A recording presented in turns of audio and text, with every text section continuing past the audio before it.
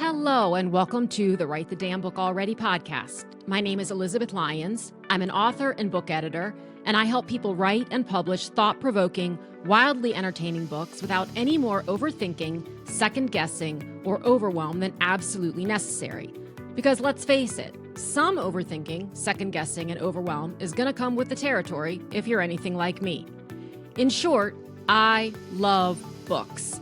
And I believe that story and shared perspective are two of the most impactful ways we connect with one another. A few things I don't believe in: gimmicks, magic bullets, and swoon-worthy results without context. As in, be sure to reveal that a result took 8 years or required a $30,000 investment in ads, because those details are just as important.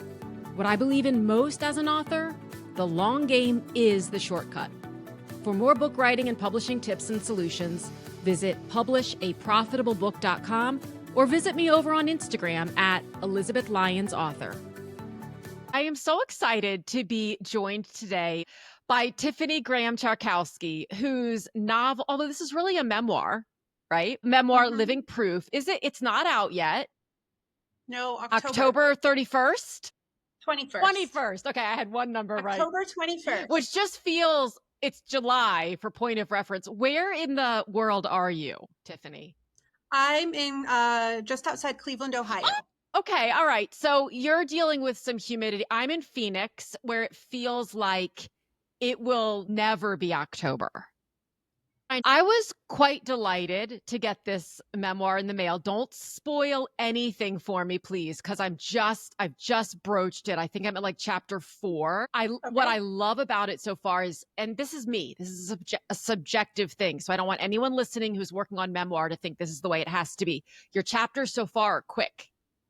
And yes. Right. And what I find happening for me with that is I think I'll just read another chapter, and then I get through it so quickly that I'm like, I'm going to read another chapter. I'll read one more because it's just a couple pages. Exactly. And before I know it, it's 2:30 in the morning and I'm at the end of the book. So memoir is, you use the word fascinating so much. I'm trying to find a substitute word. I'm not doing a good job. So we'll just use fascinating for today. It's a fascinating genre for me to talk to people about because, number one, it's notoriously challenging to sell. Yes. And you sold this to is it Little A? I know It's an Amazon. Okay. Yep. And so I'd love to ask you about your process there first. Yeah, so I think that I had a pretty untraditional acquisition process. So I'll just start out with that out the gate.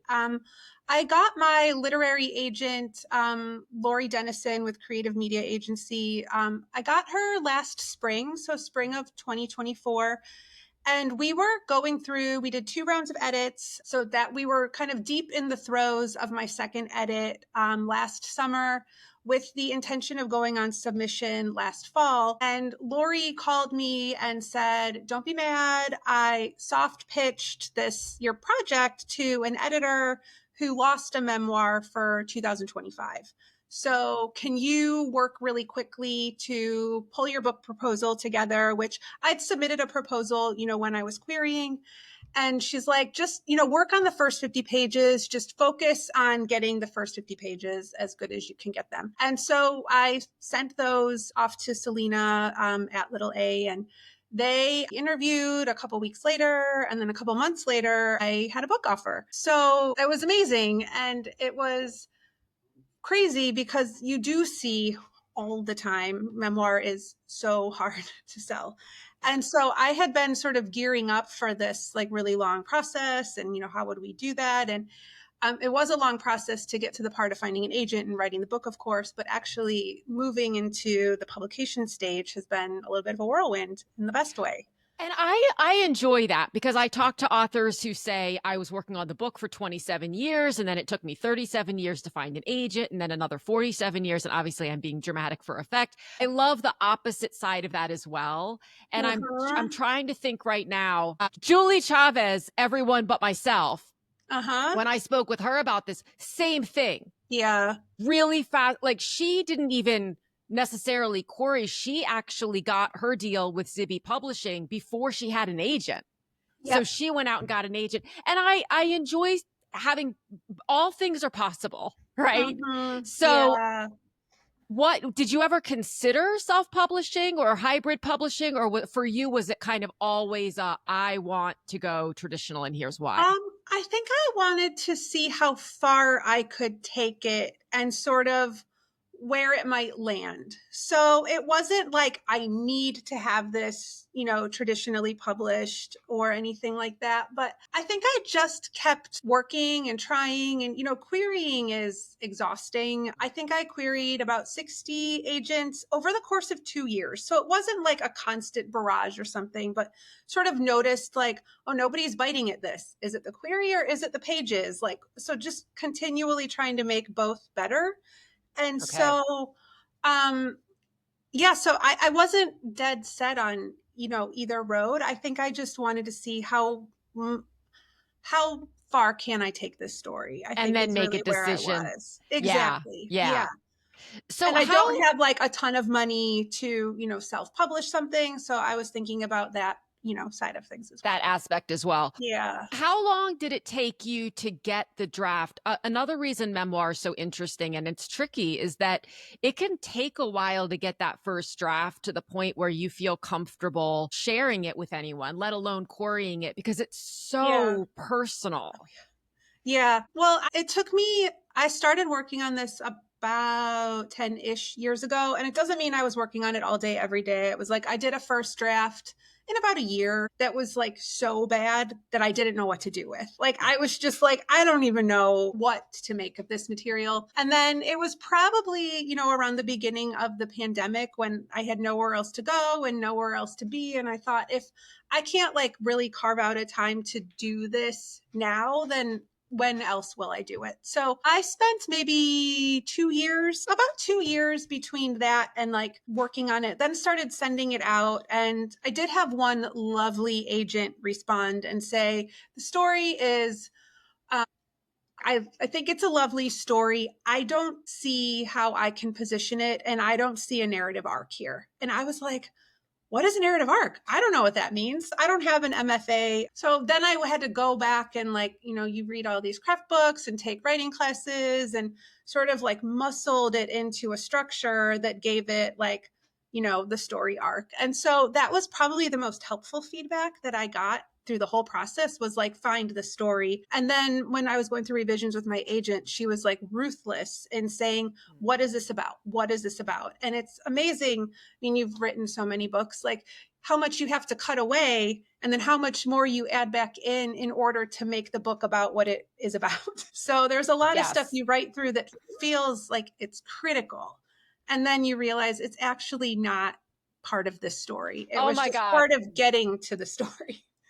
We talk about that all the time. I talk about that in my Yeah. writing group and with on this podcast about how much we're writing our way through and into and out of the story and into our understanding of the story. And Yep. one of the things that I ask people often when I'm editing memoir is, why does this matter? And I am not challenging them as though I'm saying like this doesn't matter. I'm legitimately asking, why does this matter? Yeah. Because sometimes, and I love it when an author can come back and say, this matters because, and then I go, Yeah. okay, I get that, but that's not coming through in the words. Yep. And other times an author will say, maybe it doesn't, like maybe I just needed to vent that. Yeah, And it's really interesting, and going through the editorial process, which is something I wish for every writer I know, like find an editor who can help you answer those questions of saying, why does this matter? Or say, this exists in your brain, but this isn't showing up here. And I need you to do more work for that. Like, it's just an amazing gift to work with an editor who can help you do that. that's another great point. We have stuff in our brain that is not on the page. Everyone, it doesn't matter. You could have written 80 books. You could be Melissa De La Cruz with your 80th book coming out in September, and it's in your brain. So you think it's on the page. It's not on the page. No, or maybe it's in like an old draft and you cut it and you're like, did I leave this? Did I cut it? Where am I in this story? So, yes. I was working on a book yesterday and I had a note in one chapter that said something, I'm paraphrasing, but remember back in chapter 4, we talked about X, and I messaged the author and I said, where the hell is this? Like, I said it's back in chapter 4. It's not in chapter 4. Did it get cut? Wait, like, where is it? So that happens. We get crazy with version control and where did it go? And is it in the parking lot or is it in the trash? Or when you said that your first draft was, I don't remember your exact words, but not good. It was some version of not good. Yeah. What was it that kept pulling you back to keep, as opposed to saying, screw this, like, Well, I think that if you have a story inside of you that just doesn't leave you, I feel like that, like, your creativity talks to you. And it's like, what are these things that, like, I need to express or I haven't seen expressed in other ways? And I know that you're early in my book, so I won't spoil anything for you, but I did go through genetic testing and I was sort of desperate to find books that talked about this process and where I was. And I'm like the kind of person who, like, I want to read a book about everything. If I start cooking a new food, I want to go find books on it. Like, I want to read books about wherever I am in my life. And I was like, I can't find the book that I need to read right now. And I had a wonderful, like, genetic counselor and I have a wonderful medical team, but I was like, I don't have anyone to talk about this with. And I don't have there were, like, chat rooms on Facebook and things like that. But, like, that feeling that I think you get from reading a memoir is like, I'm not alone, or like our experiences aren't exactly the same, but, like, I have felt that way before. And I'm not crazy for feeling that way, or I'm not a bad person because this is how I'm feeling in this moment. And so for me, it was just like, if I can make something positive out of this experience and, like, help people feel seen in this, like, in this moment. And I think the other thing is, like, genetics are always advancing. Like, and I have no training in the world of genetics. I'm not a geneticist. I'm not a medical professional, but it's this feeling that there's all this information out there. Like, you can take a swab of your, saliva, send it off to the universe, find out you have family members you didn't know. I did. You did. Yeah. Find out you, like, carry a genetic condition that you should be getting surveyed, like, screened for. But there's nothing in that says, like, here's the emotional pathways that you can follow to sort of, like, navigate this experience. So for me, it was this feeling that, like, I was going through something that I'm certain other people are going through or have gone through, but I wasn't finding that story that I needed to relate to. And so I wake up every morning. I have a full-time job. I have 2 kids. And it was like, it motivated me to wake up out of bed. And I think if you have a thing that you're working on that's like, come on, Tiffany, come hang out with me, we've got work to do, it kind of felt like that. That's delightful that you just said that, because as I've made no secret of, am working on my first novel. I feel like, Tiffany, I'm going to be saying that at episode 672. Like, I'm still working on it. I'm still working on my first novel too. So are you really? Okay. Yeah, so we're going to enjoy this together. Yesterday morning, I had a conversation, and I want to come back to a bunch of stuff you just said, but I had a conversation with someone recently, and I think it was Audrey Ingram. I'm not 100% sure. It easily could be her, even if it's not, because she's just brilliant. But she said something about sort of becoming one with your characters. And even if you're writing memoir, right, you're becoming sort of one with yourself and with your reader and why you're doing it. And I thought yesterday morning, as I was surveying my closet and all the gray t-shirts, because that's all I have are gray t-shirts, I thought, maybe I'm letting Hallie, my main character, down because I'm not with her every day. And so maybe that's what will be kind of the motivation. Maybe I need to sort of feel this pull of my main character saying, Liz, let's just go have coffee. I have a main character in my novel, and I love the feeling of being like, I'm going to go hang out with my novel characters for a little while. And it's something like only somebody who writes that can know that feeling, but of like, or, I kind of had to put the novel away as I was deep in the revisions of this book. And I find myself saying to my main character's name is Gwen, I'm like, I'll be back. I'll be back. Don't go anywhere. Because I don't know if you've read the Big Magic by Elizabeth Gilbert. She talks about Yes. ideas, having these, looking for places that they can land. And she's like, I wrote this book. And then Ann Patchett wrote this book. And because I wasn't giving it attention. And so I find myself like talking to my characters where I'm like, I'm coming back for you. Don't worry. Well, that's the thing is I'm I'm such a like recovering people pleaser. I say recovering, I think just to make myself Mm-hmm. feel better, to Yeah. people please myself. But I'm Mm-hmm. such a recovering people pleaser that I think of it like this is a real person and she Yep. feels left alone. And so I can't do that. I can't leave this Yeah. fake real person alone. And so Mm-hmm. all right. So coming back to some stuff that you just said about memoir writing and helping people feel that they're not alone and the emotions that are involved in genetic discoveries and such. People are drawn to books for a variety of reasons. I am not drawn to your book because I have a similar scenario. I wasn't drawn to Breathtaking by Jessie Fine because I have a child with, she had a child who passed Yeah. a couple of years ago. There's something that so there's the group of people who will read it because they identify in some way very directly. Then Yeah. there are people who will read it because they just want to know how you navigated something like that, and they will still glean something from that. Yeah. And one of my very best friends' moms passed of ALS.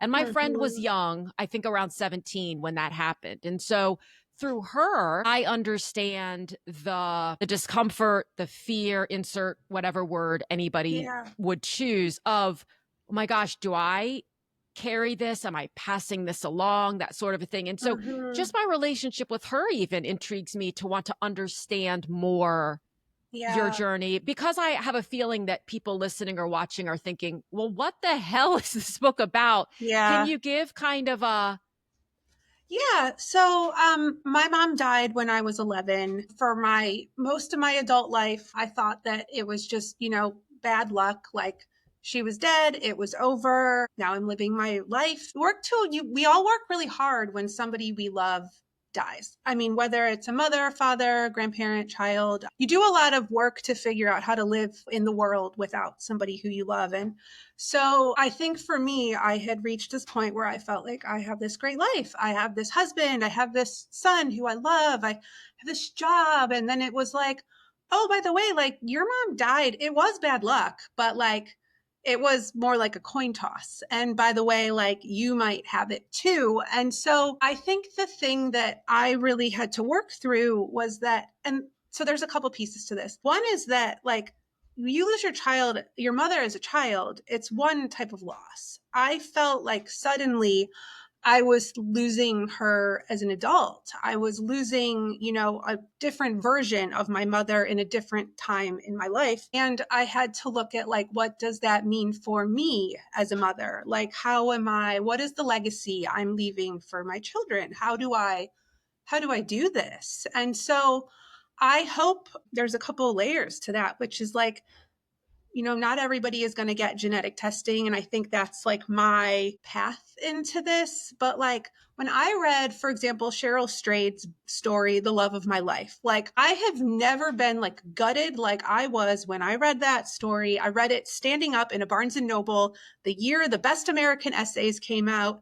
I bought it. I was like, other people feel this like cannot keep living, I'm blowing my life up. Like it was this feeling of like this is kind of a big deal. And like I think that like when you're a kid you're sort of just like I'm just gonna like keep going, I'm just gonna keep living. And that can mean a lot of different things. It can mean you go to get good grades, which was like the route that I took, or there's a lot of ways that you can do this. But like I don't think I really dealt with it. I think it was like this thing happening to me was like, oh, by the way, now's the time, almost 20 years later, now you're really going to like deal with this. And so I feel like that is a universal feeling. That isn't just about like, oh, and I had my blood drawn and whatever. It's more like my world is different. Oh, and the whole world I thought I'd lived is also different. So I right? think that like that's sort of for me where this story is not just about like, you know, genetic testing,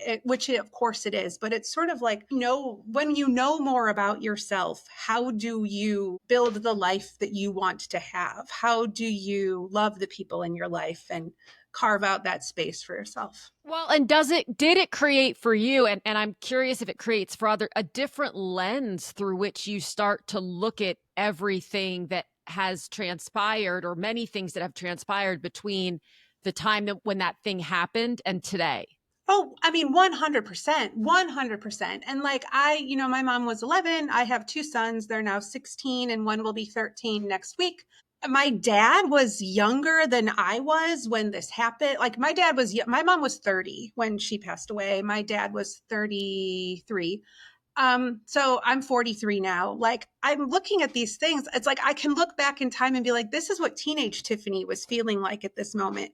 But by the way, like here's the age that my dad was. And it's all of a sudden I can start like forgiving these things that like when you're young, you don't understand, but you can go back with like wisdom and time and be like, okay, we're all actually just like humans trying to do our best with what we know at that moment and live, our lives. And so I think like 100% it has done that for me. Like, and I think part of the amazing thing of writing a memoir is like, you are forced to find the narrative in your life. You don't get to just like live in the confusing messiness. Like all of a sudden it's like, oh yeah, Tiffany, why are you like that? Like, and you can kind of see it laid out on the page right in front of you. So, So what did you yeah. find to be the narrative arc, that delightful agent called your Yeah, attention to? so my book's broken down into three parts, and sort of the first part is it goes forward and backwards in time. The scenes alternate between me being a child and me being an adult going through the genetic testing process. And then, so that's sort of the end of part one is like, you've gone through the testing. And then phase two is sort of, the middle part of the book, that messy middle part is like, you know, 13 years have passed since I've done that. Like I've had a couple surgeries, like I have another child. I had to make some big decisions, like health wise.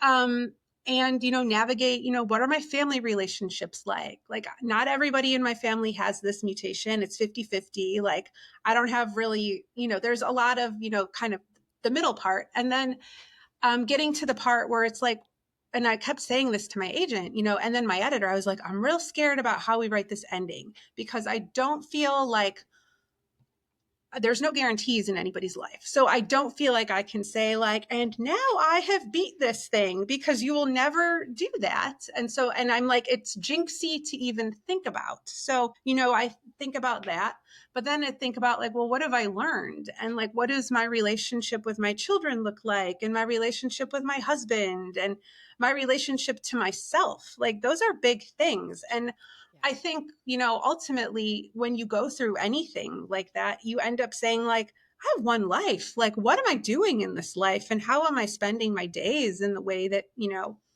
bring me the most fulfillment and, help me be the very best version of whatever I am. So, And I think that's or what I hear, because I haven't really, I haven't written straight memoir. mhm. It's Yeah. memoir-ish, like there's Yeah. story but Mhm. my stuff is really more strictly nonfiction to this point.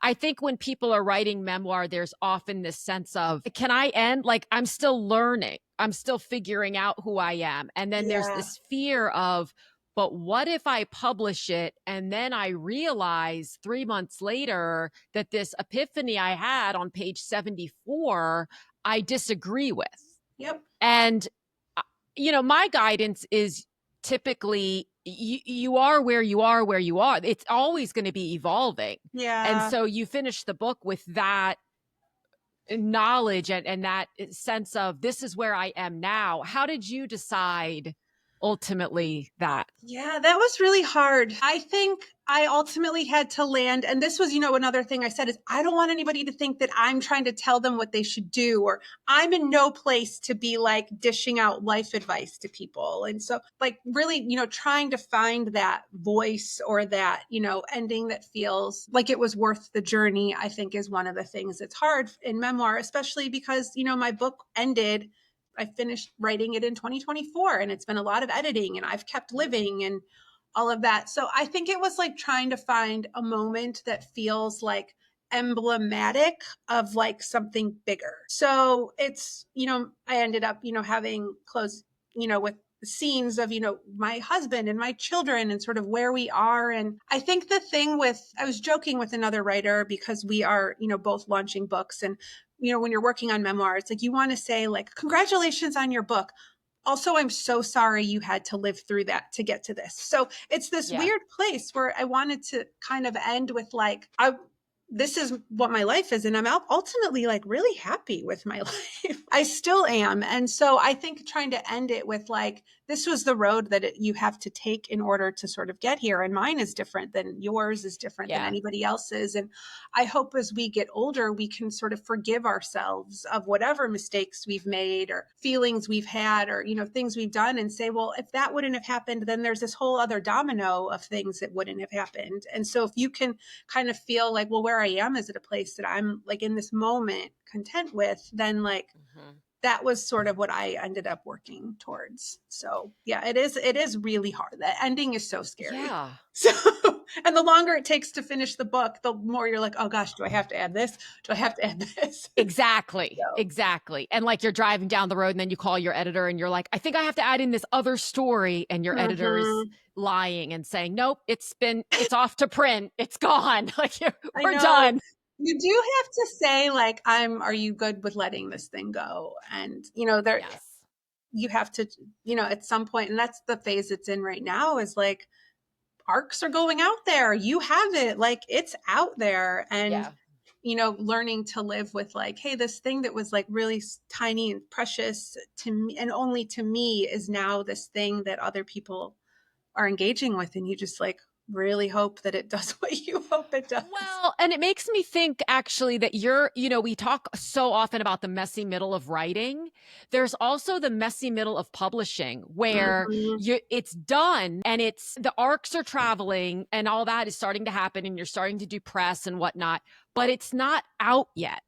Yeah. And so how does that feel? Like, how does that feel? It feels really weird. It feels strange. I think because, when you're somebody who's, drawn to writing, I think that you're sort of not like trying to put yourself out there all the time. Like you want to you've been very private and like you're writing something that's a very curated version of a story. And so it's this, I think, feeling of like, hey guys, this whole time we've known each other, I've been like doing this thing. And that feels weird too. So I think it's the self-promotion part of it that is everyone hates it. Always challenging. And I just, to prepare for today, I was listening to your interview with Emily that you just had, who's like amazing. And so I do think, trying to figure out those ways of like, how can I be like true to myself and true to the story? And I would love to write another book. So how do I like do this well enough that like the elusive the world will like let me keep doing this?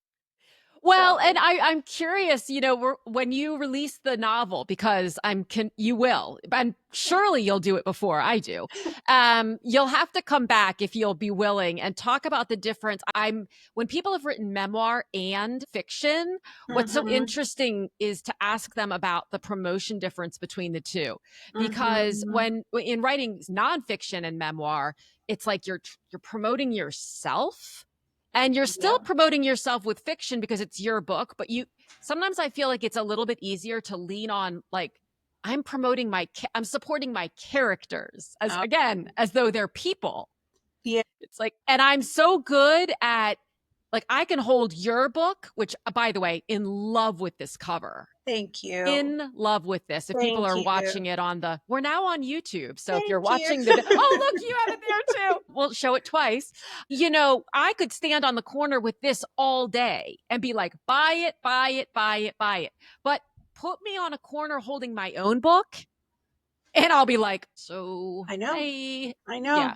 And I work in the arts. So I'm like always promoting other artists, like programs that are happening. And it's easy and natural to like cheer for other people. And it's flexing a completely different muscle to say, oh, hey, like I did this thing over here. And also, can you, share your time or your money or your resources, like, consuming this? Like it's a big thing. Yes. Yeah, and I it feel is a that very hard. completely different muscle.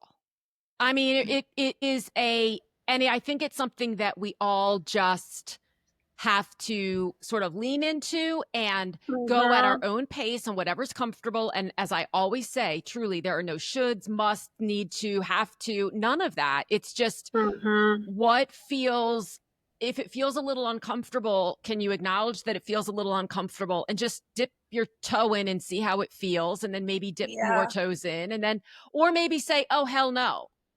Right. Yeah. Like if it's the Arctic icy, whatever, like Yeah.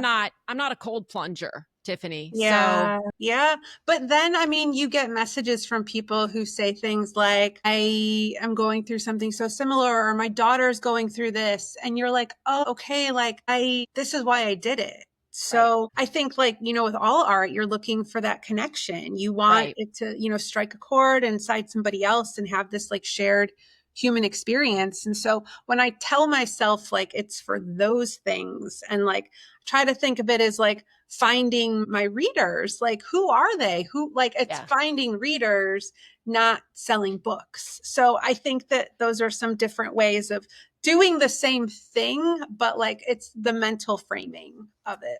Yes, as Jen Hansen DePaula, and I love her. She's a author, marketing. No, I don't even use the word marketing. It's like she's a connection expert, and she's Mhm. always saying marketing is just like, are you comfortable? And Emily said the same thing. Are you comfortable Yeah. having conversations? Are you Mhm. comfortable just making you? That's really what it is. Yeah. It's not Yep. sales. Like we're not selling Volvos over here. Right. Thank God. Right. Right. So all Yes. right. Last question I always ask is, what are you reading or what have you read recently that you really loved? Well, I'm almost always reading two books, one fiction and one nonfiction. It just depends on my mood. So right now I'm currently reading No One Gets to Fall Apart by Sarah Labrie. Have you heard of this? No. Is that nonfiction or fiction? Yeah, it's a memoir. Okay. It's a story about Sarah discovers that her mother has schizophrenia. Okay. So Sarah's in her adult life, but it feels like similar in that she's able to look similar to the book I had, finished, in that she's looking back on her childhood, and it's like all these pieces of her childhood are like making sense as to like, oh, my mother has this disease and I'm scared that something will happen in my world and I will also have it. And so it's also like just really beautifully written. Hmm. So I'm working on that. And then I'm reading The Phoenix Pencil Company by Allison King, Never which heard of it. it's Reese's Book Club Is 2025. it? So Yes. I haven't even heard of it. You had me Yes. at So here, Phoenix I'll and show you. Pence. I have covers for both. Let's see So them. No One Gets to Fall Apart. That's a beautiful So cover. beautiful cover. And then The Phoenix Pencil Company, Allison Oh, King. yes. Yes. I did So just see that. Where did I yes. see that? So I'm lucky. I work at a library. The woman who runs our popular department keeps me in new books. And she's like, you have to read this one by Allison King. It's like no book Okay. I've ever read. And I started it and I actually can't wait to just keep reading it. So I I'm hope to trying. finish it this week. I feel like it was in like a bookshop.org email or something. I've Okay. absolutely seen that cover. And for some reason, Mm-hmm. any book with the word pencil or library in it, the Midnight Oh, Library, okay. the anything, Yeah. I'm done. Paris Yeah. Bookshop, Little Paris Bookshop, Mm-hmm. library, or bookstore. I'm done. Yeah. So, well, I'll grab a Yes. copy of that for sure. Yeah, so they're both great, and I'm Oh my always reading many gosh. things. And then Yeah. I have to read after the Phoenix Pencil Company, The Summer We Ran. So you were talking about Audrey Ingram, and so I'm like, well, I have that next. It's So so good. okay, I just awesome. finished it, and I finished it maybe a week or two ago, and I messaged her on Instagram because Hmm. I could not go to sleep. That's the I sign of a had good to book. keep reading. It Yeah. was just, and it's funny because when she was on the show and I knew about the book and I had received the book, I initially heard or saw The Summer We Ran. I thought it was about running. And I was like, I'm going to hate this because I hate running. And then when I found out it was about politics, for some reason I was in. I hate politics, but I was Yeah. in because I love the drama behind it. Oh, yeah. It is so well done. You will Okay. absolutely love it. Good. You will absolutely love it. Awesome. Well, thank you for having me. Oh, thank you so much. And everybody, October 21st, grab a copy of Living Proof. I'm so excited to keep going through it. And I hope we can stay in touch and do this novel writing thing together. I'll be your accountability partner. Thank you. And vice versa. I need all the help I can get. Thank you so much.